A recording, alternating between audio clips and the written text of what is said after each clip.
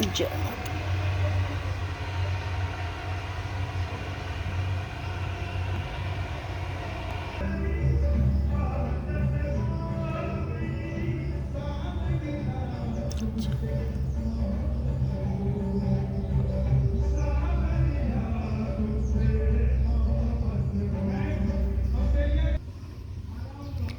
होई माता की जय हो। होई अष्टमी। किसी नगर में एक साहूकार रहता था। उसके साथ बैठे थे। कार्तिक महीने में दीपावली से पहले अपने मकान की लिपाई पुताई करने के लिए एक दिन उसकी स्त्री मिट्टी लाने के लिए खदान में गई। वह एक जगह कुदाल से मिट्टी खोदने लगी।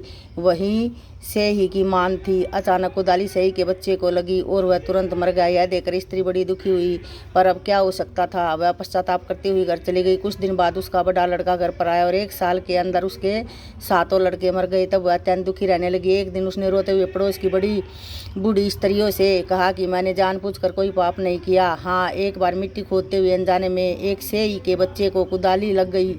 तब से 1 साल से ही मेरे 7 बेटे मर गए। उन स्त्रियों ने उसे धीरज बंधाते हुए कहा कि जो तुमने यह बात हम चारों को कानों में डालकर पश्चाताप किया है, तो इससे तुम्हारा आधा पाप धुल गया है। अब तुम उसी अष्टमी भगवती के पास से ही के बच्चों के चित्र बनाकर उनकी पूजा किया करो। ईश्वर की कृपा से तुम्हारा पाप दूर हो जाएगा और तुम्हें पहले की तरह फिर पुत्रों की प्राप्ति होगी। उस स्त्री ने आगामी कार्तिक कृष्णाष्टमी को व्रत किया और तब से वह लगातार उसी भांति व्रत और पूजन करती रही। ईश्वर की कृपा और होई माता की कृपा से उसे फिर से 7 पुत्र प्राप्त हुए। तभी से इस व्रत की परंपरा चल पड़ी।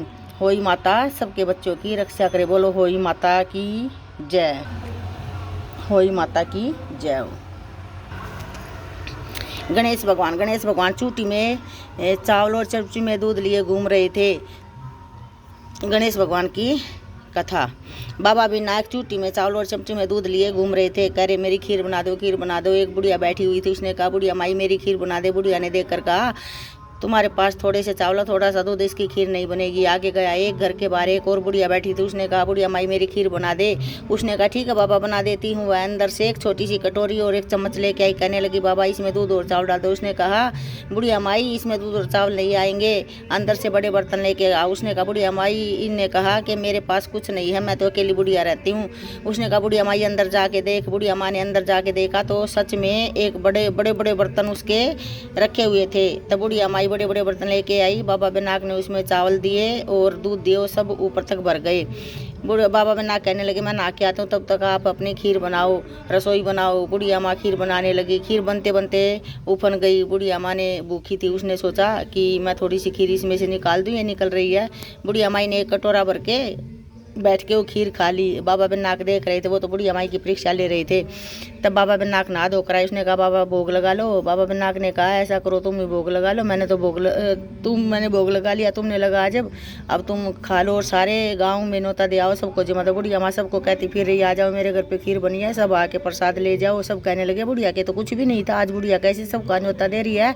कहने लगे चलो चलते हैं। सभी जाए, सब ने पेट भर के प्रसाद खाया खीर का। तब बुढ़िया माई ने कहा कि बाबा विनायक आप भी जिम। उसने कहा बुढ़िया माई आप जिम लो, उसके बाद मैं जिम लूँगा। तब बाबा विनायक ने सारा प्रसाद रसोई में बैठ के सारा प्रसाद लिया और चलते समय बुढ़िया माई को कहने लगे बुढ़िया माई मांग तुझे क्या मांगना है।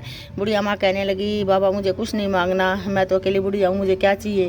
कहते ना बुढ़िया माई फिर भी कुछ मांग। उसने कहा बाबा मेरे बेटा नहीं है, अगर आप दे सकते हो तो मेरा बेटा बहू कुछ भी नहीं है। उसने कहा बुढ़िया माई कोई बात नहीं, आपके बेटे बहू आ जाएंगे। चलते हुए विनायक बाबा उसकी झोपड़ी को लात मार गए। झोपड़ी का महल बन गया। बाहर निकल के एक पड़ोसन आई, कहने लगी देख तेरे घर के बाहर ना बहू और बेटा करे। उसने कहा मेरा तो बेटा था ही नहीं, कहाँ से आएगा। उसने बाहर जाके देखा तो सुंदर सा लड़का उसका बेटा है और बहू लिए साथ में खड़ा है। तब उसने बहू ने सासू के पा लिए और सास ने बहू को पुचकारा हे गणेश भगवान। जैसे उनको आई पहले आई से किसी को मत ना पाछे आई सी सबको आना। बोल गणेश भगवान की जय। बोलो होई माता की जय। बोलो गणेश भगवान की जय हो।